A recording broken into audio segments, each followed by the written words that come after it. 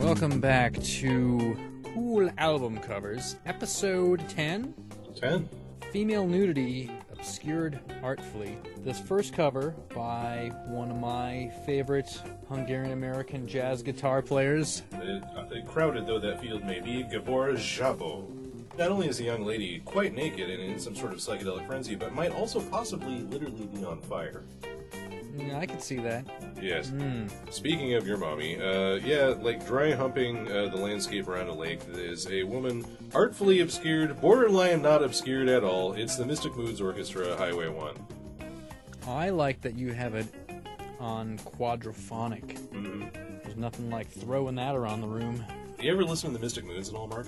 Nope. Okay, well, most of what they did was a bunch of kind of cheesy orchestral pop meant for the 70s equivalent of yuppies to have sex to after doing a bunch of blow or getting stoned or whatever, with little spoken word interludes in between, where like a very, very serious man comes in, like on this album, and says things like, "Electric music and some people, let's not be like everybody else. They can have their one-room trips and be all tan and splendid. No, let's not be afraid to be us." You know, and it's great. It's terrible. That's what I mean when I say great. It's the most terrible, wonderful, great, terrible. This album was free. Imagine. At a garage sale. And that's the story of Dancercise. I hope that you got the booklet for free as well.